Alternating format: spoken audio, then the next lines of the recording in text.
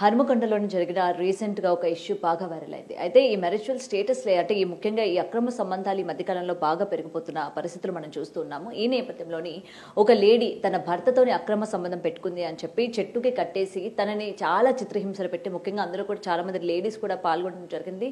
ఇదే కాకుండా జీవిడి పళ్ళు ఏవైతే ఉన్నాయో వాటి యొక్క రసాన్ని లేడీస్ యొక్క ప్రైవేట్ పార్ట్స్లో వేసి చాలా అంటే చెప్పుకోలేని విధంగా తనని హింసించడం కూడా మనం ఇక్కడ చూస్తూ ఉన్నాం. అయితే ఇలాంటి పరిస్థితులు ఎందుకు ఏర్పడుతున్నాయి రోజు రోజుకి? ఇక్కడ కేవలం ఆ విమెన్నే కాకుండా మెన్ని ఎందుకని శిక్షించలేదు? తన భర్త అని చెప్పి వదిలేసిందా, లేకపోతే భర్తతో పెట్టుకున్నందుకు ఈమెని ఈ విధంగా శిక్షించడం అనేది ఎంతవరకు కరెక్ట్? అండ్ ముఖ్యంగా ఆడవాళ్ళు మనస్తత్వం చాలా సున్నితంగా ఉంటుంది.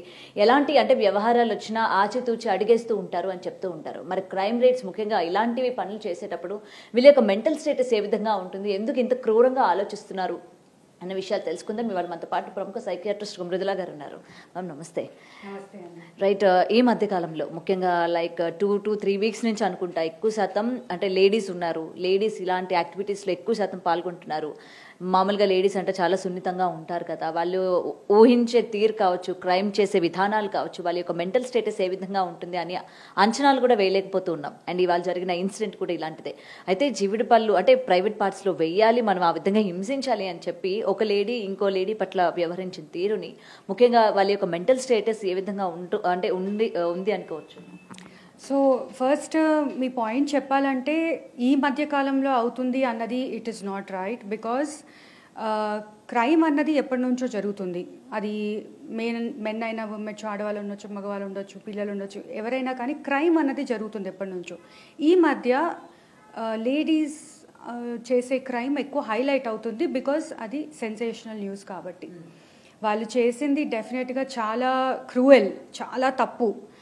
ఇంకొకటి ఏంటంటే ఇది ఫస్ట్ టైం కాదు అమ్మాయిల్ని ఇట్లా పనిష్ చేయడము. మన కంట్రీలో కాదు, ఆఫ్రికన్ కంట్రీస్లో ఇంకా వేరే కంట్రీస్లో అయితే మీకు ఇంకా చాలా బాగా తెలుసు. They cut the private parts, cut చేయడం కూడా జరుగుతుంది. వాళ్ళది ఏంటంటే మెన్ చేస్తే కూడా వాళ్ళది కూడా ప్రైవేట్ పార్ట్స్ కట్ చేయడం జరిగేది. కానీ ఇప్పుడు అది జరగట్లేదు బికాజ్ ఆబ్వియస్లీ మన సొసైటీ మారింది, మన అవగాహన ఎవ్రీథింగ్ అన్నీ మారినప్పుడు మనం కూడా మారాలి. దాంతోపాటు ఒక ఆడవాళ్ళని ఇలా చేశారు అంటే మగవాళ్ళు చేస్తే ఓకేనా? ఎవరూ చెయ్యొద్దు. జస్ట్ బికాజ్ సేమ్ జెండర్ ఉన్నంత మాత్రాన మనకు ఒక స్పెషల్ స్టేటస్ అన్నది అది కరెక్ట్ కాదు, ఆ ఆలోచన అన్నది. సో ఇప్పుడు తను అలా చేయడము 100% రాంగ్. కానీ దానికి మనకి సరైన పనిష్మెంట్స్ ఉన్నాయి. యూనో ఇట్లా జరిగినప్పుడు హస్బెండ్ ఎఫ్ఐఆర్ ఫైల్ చేయడము, దాని ప్రకారంగా డివోర్స్ లా ఎందుకుంది, రైట్? మనం అట్లా దాన్ని సద్వినియోగం చేసుకొని ముందుకెళ్ళాలి. లేదు పీపుల్ జస్టిస్ అంటాము, ఎక్కడైతే మనము people take law in their hands. ఇప్పుడు యాక్సిడెంట్ అయినప్పుడు కూడా ఒకరిని పట్టుకొని కొట్టడం అలా జరుగుతుంది కదా. When people take law in their hands, అప్పుడు అక్కడ ఉన్న వాళ్ళ పెద్దవాళ్ళైనా లేకపోతే ఎవరైనా తెలిసిన వాళ్ళు ఆర్ ఈవెన్ పోలీస్ పీపుల్ ఎవరో ఒకరు వచ్చి ఒబ్జెక్ట్ చెయ్యాలి. అందరు అలా చూసి ఏదో సినిమా చూస్తున్నట్టు చూడడం అన్నది చాలా చాలా తప్పు. సో వీళ్ళ మెంటాలిటీ ఎలా ఉంటుంది ఏంటి అంటే, ఒకటి అంటామంటే మాబ్ మెంటాలిటీ అంటాం. అంటే చాలా మంది ఏది చేస్తున్నారో అదే కరెక్ట్ అని ఫాలో అయిపోవడం. అంటే ఇప్పుడు ఒక టైంలో ఇలానే ఉండాలి, ఒక ఆడది అంటే ఇలానే ఉండాలి అనేదైతే ఉండేదో అది చాలా స్ట్రిక్ట్ కండిషన్స్ ఉండేది. అంటే ఈవెన్ మ్యారేజ్ చేసుకున్న తర్వాత వర్క్ చేయడమే చాలా పెద్ద పాపం, బిడ్డను వదిలేసి వెళ్తున్నారని, అది మాబ్ మెంటాలిటీ. అది కరెక్టా కాదా అదంతా వేరే. ఫర్ ఎగ్జాంపుల్ ఇంకొక ఎగ్జాంపుల్ నేను చెప్పాను కదా, యాక్సిడెంట్ అయినప్పుడు అది తప్పు ఎవరిదో తెలియదు, కరెక్ట్ ఎవరిదో తెలియదు, ఎవరినో ఒకరు పట్టుకొని కొడుతున్నారంటే అందరూ వచ్చి వాళ్ళనే కొడతారు. ఏది కరెక్ట్ ఏది రాంగ్ అని తెలుసుకోకుండా. మనకి రాయట్స్ అంటాం కదా, అవి కూడా జరిగినప్పుడు ఎందుకు కొట్లాడుతున్నాము, ఎవరితో కొట్లాడుతున్నాం తెలియకుండా, బికాజ్ ఒక పర్సన్ చేస్తున్నారు కాబట్టి అందరు కలిసి మాబ్ అందరూ కలిసి చేసేది. ఆ మాబ్ మెంటాలిటీ అన్నది అర్థం చేసుకోవాలి.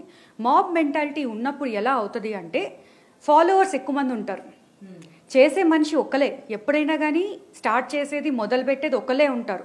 వాళ్ళని చూసి ఒక ఇద్దరు యాడ్ అవ్వి ఓ చలో చలో అని ఎంకరేజ్మెంట్ లాగా ఆ మెంటాలిటీ ఉంటుంది. ఇంకొకటి అన్నారు ఆడవాళ్ళది సున్నితమైన మనసు అది ఇది. ఎస్ డెఫినెట్లీ మనకు కొంచెం ప్రేమ అనుభూతులు ఎక్కువ ఉంటాయి, కానీ అది హ్యుమానిటీ అండి. It is not gender. ఒక అబ్బాయికి ఉన్నంత ప్రేమే అమ్మాయికి కూడా ఉంటుంది, ఒక నాన్నకు ఉన్నంత ప్రేమే తల్లికి కూడా ఉంటుంది. అది జెండర్ లాగా మనం తీసాం కాబట్టి మనకి ఇన్ని ప్రాబ్లమ్స్ వస్తున్నాయి సొసైటీలో. ఓకే, సో ఇప్పుడు సినిమాల్లో కూడా మీరు చూడండి ఎంత వైలెన్స్ చూపిస్తున్నారు. And normalising it. మనం వేరే హాలీవుడ్ వాటిల్లో చూసుకుంటే డెఫినెట్గా ఎప్పటి నుంచో చాలా వైలెంట్ మూవీస్ ఉంటాయి, మన దగ్గర కొంచెం తక్కువ కంపేర్ టు దెమ్. కానీ రియాలిటీలో జరుగుతాయి లేదా అది మనం ఇప్పుడు చూస్తున్నాం. మొన్ననే ఒక మూవీ వచ్చింది కదండి, హిట్ సంథింగ్, చిన్న పిల్లలు ఉన్నారండి థియేటర్లో, రైట్? బికాస్ మన దగ్గర ఆ ఇనిబిషన్ లేదు, ఈ ఏజ్ వాళ్ళకి ఇది చూపియొద్దు అని కంపల్షన్స్ ఉండవు. ఫ్యామిలీ అంటే ఫ్యామిలీ అంతా వెళ్ళి చూస్తారు. అందులో ఇలా చంపడము అదంతా ఏదో క్యాజువల్గా ఏదో గేమ్ లాగా, వీడియో గేమ్ లాగా. సో ఈ మెంటాలిటీ డెఫినెట్గా 100% ఇన్ఫ్లుయెన్స్ అవుతుంది. చాలా మంది అంటారు సినిమాలో ఎందుకు హీరో చేసేదే విలన్ చేసేదే ఎందుకు ఇన్ఫ్లుయెన్స్ అవ్వాలి, హీరో చేసేది మంచిది కూడా ఇన్ఫ్లుయెన్స్ అవ్వచ్చు. ఇప్పుడు హీరోలు అందరూ కూడా అదే చేస్తున్నారు కదా, right? So there is nothing like that. Mob mentality అనేది చాలా చాలా మనం ముఖ్యమైనది తెలుసుకోవాల్సింది. అది అర్థం చేసుకుంటేనే మనం ఇండివిజువల్గా టార్గెట్ చేయం, వాడు చేస్తారు వీళ్ళు చేశారని చెప్పేసి. అండ్ ఆల్సో జెండర్ టార్గెట్ చేయం, ఆడవాళ్ళే. అండ్ మన ఫేమస్ డైలాగ్ ఒకటి ఉంటుంది కదా, ఆడదానికి శత్రువు. ఏం కాదు, మనుషులు అన్న వాళ్ళు మనుషులకి శత్రువు అంతే. మన ఇండియన్ కల్చర్ మీకు ఒకటి గుర్తుంటే ఒకటి లేస్తుంటే ఇంకోటి పట్టుకొని లాగుతాడు. మరి అది ఆడది లాగుతుందా, మగవాళ్ళు లాగుతున్నారా, who knows. It is just the mentality. మారుతూ ఉంటే, కాలం మారుతూ ఉంటే మనం కూడా మారాలి, ఒకరికొకరు రెస్పెక్ట్ చేసుకోవడం తెలియాలి. ఎక్కడైతే మనం ఇలా నువ్వు సున్నితం కాదు అని మనం చేంజెస్ చేస్తూ ఉంటే మనకు డౌట్స్ వస్తూ పెరిగిపోతూ ఉంటాయి. It is very shocking things నుంచి రికవర్ అవ్వడము, దాన్ని అడ్జస్ట్ అవ్వడము ఎవరికైనా కష్టం. సో ఇలాంటిది న్యూస్ బయటపడడం అన్నది very shocking. If you remember, మణిపూర్లో ఒక ఇద్దరు లేడీస్ని ఇట్లనే మొత్తం బట్టలన్నీ తీసేసి అండ్ ఊరంతా తిప్పారు. So the entire village was okay. అక్కడ ఆడవాళ్ళు కాదు, మగవాళ్ళు కాదు, మనకు కారణం కూడా తెలియదు ఏంటో. సో చేసేది దేనికి కంటే ఈ మాబ్ మెంటాలిటీ మనం ఎలా తగ్గించాలన్నది ఇంపార్టెంట్. అది మన ఆలోచనతోనే తగ్గుతుంది. ఈ ఏమంటారు, క్రియేటివ్గా క్రైమ్ ఈజ్ వాట్ మీరు ఆ టర్మ్ అన్నారు కదా. క్రియేటివ్ క్రైమ్ అంటే మీరు ఏమంటారు, వెబ్ సిరీస్ ఓపెన్ చేయండి, క్రియేటివ్గా వస్తాయి వాళ్ళకి ఐడియాస్. సో మనం రైటర్స్ని అంటామా మీకు చాలా క్రియేటివ్గా ఉంది క్రైమ్ చేయడానికి అని, ఇంకెంత కొత్తగా చేస్తే జనాలకి ఇంకెంత అట్రాక్టివ్గా తీసుకుంటారు అని చెప్పి ఇంకా కొత్తదనాన్ని కూడా చూపిస్తూ ఉంటారు. ఎగ్జాక్ట్లీ, ఆ కొత్తదనానికి అట్రాక్ట్ అవ్వడము హ్యుమానిటీ. అది మనము సైన్స్ వైపు ఉపయోగించుకుంటే బాగుంటుంది, ఇలాంటి పక్కన వాళ్ళని టార్చర్ చేయడం కాకుండా. అండ్ ముఖ్యంగా ఇలాంటి కొత్తదనాన్ని ఈ మధ్య, అంటే మీరు అన్నారు ఎప్పటి నుంచో క్రైమ్ ఉంది అని చెప్పి, బట్ ఏంటంటే ఇక్కడ విమెన్సే బాగా హైలైట్ అవుతూ ఉన్నారు. ఆల్రెడీ ఇలాంటి చెట్టు కట్టేసి కొట్టేయడం కావచ్చు, లేకపోతే భర్తల్ని చంపేయడం కావచ్చు, లేకపోతే పిల్లల్ని చంపేయడం కావచ్చు. అంటే విమెన్స్ ఎప్పటి నుంచో సైలెంట్గా ఉండి ఒక్కసారిగా ఈ విధంగా బర్స్ట్ అవుతున్నారా, లేకపోతే ఏంటి? అంటే మూవీస్ ప్రభావం ఎలా అయినా వాళ్ళ మీద పడుతుంది, మనం చూస్తూ ఉన్నాం. ఇంకేమైనా? సో సైలెంట్గా ఉండి ఇప్పుడు ప్రభావం పడుతున్నది అయితే కాదు. అది అంటే అదంతా మనకి వాట్ యు సే, విప్లవం అనొచ్చా, I don't know. But the feminist movement ఏదో అంటాం కదా, అదంతా అయ్యేది దానికి కొన్ని పాజిటివ్ ఉంటాయి, కొన్ని నెగిటివ్ ఉంటాయి. పాజిటివ్ మీద ఫోకస్ చేస్తే మనకు ఒకలాగా ఉంటుంది, కానీ దానివల్ల ఇది జరుగుతుందన్న అయితే ఐ వుడెంట్ సే. ఎందుకంటే ఎన్నో సెంచురీస్ వేల సంవత్సరాల నుంచి men have been killing their wives. ఎప్పటి నుంచో చేస్తున్నారు వాళ్ళు. సో ఇప్పుడు వాళ్ళు ఒప్రెస్ అవుతున్నట్ట, ఫెమినిస్ట్ మూమెంట్ జరుగుతున్నట్టు మెన్ ఒప్రెస్ అయిపోతున్నారు, అందుకే చేయట్లేదా? అలా మనం అనలేము. బట్ ఈ బయటపడడం ఎక్కువ అవుతుంది, వన్ థింగ్. సెన్సేషనలైజేషన్ ఎక్కువ అవుతుంది, one thing. And also access, అంటే ఇలా చెయ్యొచ్చు అని ఐడియాస్ రావడము ఒకటి. ఐడియాస్ ఎట్లా చేయాలి అంటే, ఫర్ ఎగ్జాంపుల్ ఇప్పుడు ఒకరిని చంపాలంటే దానికి ఉంటాయి కదండి, మనకు సినిమాల్లో చూస్తే ఒక కత్తి కావాలి, ఇది కావాలి, అవన్నీ ఐడియాస్ రావాలి కదా, ఐడియాస్ ఉండాలి, ఎక్కడ దొరుకుతుంది అవన్నీ తెలియాలి కదా. సో యాక్సెస్ అనేది ఎక్కువ. మనిషిలో మార్పు వచ్చింది, తను ఏదో చెయ్యాలనుకుంటుంది, లేకపోతే ఏదో చేయబోతోంది అని మనం ఎలా గుర్తించవచ్చు? లేడీస్ ఆర్ ఎల్స్ మెన్స్ కావచ్చు, ఇంట్లో హస్బెండ్ అండ్ వైఫ్ వాళ్ళకే తెలియాలి కదా. మీ హస్బెండ్ ఒకలాగా బిహేవ్ చేస్తున్నారు, మీ వైఫ్ ఒకలాగా బిహేవ్ చేస్తున్నారు అంటే వాళ్ళే తెలుసుకోవాలి. సడన్గా ఏదో చేంజ్ జరిగింది, ఫస్ట్ నుంచి ఒకలాగా ఉన్న మనిషి సడన్గా ఇంకోలాగా అవుతున్నారు, సడన్ చేంజ్ ఇన్ బిహేవియర్. అంటే ఒకలాంటి నేచర్ ఉన్న వాళ్ళు సడన్గా ఎందుకు ఇట్లా కొత్తగా చేస్తున్నారు అన్నది పక్కన ఉన్న వాళ్ళకే తెలుస్తుంది. అది మనకు ప్రాబ్లమాటిక్ అనిపిస్తుందా లేదా, నచ్చిందంటే ఓకే, నచ్చకపోతే ఎందుకు అలా చేస్తున్నారని చెప్పేసి క్యూరియాసిటీ, అడగడము, కమ్యూనికేషన్, తర్వాత హెల్ప్ తీసుకోవడం, వాళ్ళ ఫ్రెండ్స్ అన్న వాళ్ళ రిలేటివ్స్ అన్న. అంటే యూజువల్గా మా దగ్గర వచ్చే కేసెస్కి అయితే పార్ట్నర్కి తెలియని కూడా తెలియదు, అసలు మారిందా అంటే అవునా మారిందా అన్న టైప్లో ఉంటారు. మీ హస్బెండ్ ఇలా ఇలా చేస్తున్నారు కదా అంటే అవునా చేస్తున్నారా అంత దిల్ బి క్లూలెస్. అంటే వాళ్ళ లైఫ్లో వాళ్ళంతా బిజీగా ఉండి వాళ్ళ లైఫ్లో వాళ్ళు బిజీగా ఉంటారు, ఎవరి లైఫ్లో వాళ్ళు బిజీగా ఉంటున్నారు. పని చేయాలి, ఇంటికి రావాలి, పిల్లల్ని చూసుకోవాలి, అదొక మషిన్ రొటీన్ లాగా అయిపోయింది. సో వాళ్ళకి ఎలా ఉన్నారు అని తెలుసుకొని దాని తర్వాత దాని ప్రకారంగా స్టెప్స్ తీసుకోవడము అది కూడా ఉంటుంది. And most of the time they just ignore there partners. You know extra marital affairs అయితే మోస్ట్లీ అట్లానే అవుతాయి కదా. వాళ్ళకి దొరకని అటెన్షన్ కోసం బయట వెళ్తారు, దెన్ ఏదో ఒకటి జరుగుతుంది అక్కడ. అండ్ ఎక్స్ట్రా మ్యారిటల్ అఫైర్స్ కూడా ఎప్పటి నుంచో జరుగుతున్నాయి, కొత్తవేమీ కాదు, బయటపడుతున్నాయి అంతే. అండ్ ఎవరు ఊరుకోవట్లేదు. ఇప్పుడు ఇంతకుముందు హస్బెండ్ ఆ మగవాడు అంటే ఇలానే చేస్తాడు అని చెప్పి చాలా యాక్సెప్టెన్స్ ఉండేది కదా, ఇప్పుడు లేదు. ఎందుకు యాక్సెప్ట్ చేయాలని ముందుకు వెళ్తున్నారు. సేమ్ వే అబ్బాయిలు కూడా అంతే. అరే అవి తెలిసిందని చెప్పి బయటపడడానికి నమోషిగా చెప్పకుండా, అంటే వైఫ్ ఇలా చేస్తుంది అంటే ఏదోటి ఇంట్లోనే రిజాల్వ్ చేసుకోవడం ఏదో అట్లా చేసుకోవడం ఉండేది. బట్ ఇప్పుడు అది లేదు. Why not? ఎందుకు వదిలేయాలి? నాకు కూడా బోత్ వేస్ ఇండివిజువాలిటీ పెరుగుతుంది. సో ఈక్వల్ రైట్స్ అంటే ఈక్వల్ రైట్స్. మరి ఇప్పుడు నువ్వు తప్పు చేసినప్పుడు నీకు అబ్బాయి అన్న అమ్మాయి అమ్మ ఈక్వల్ పనిష్మెంటే ఉంటుంది. That is more of what is happening rather than ఒకళ్ళు ఇలా అయిపోతున్నారు. సొసైటీ షాక్ అవుతుంది అంతే.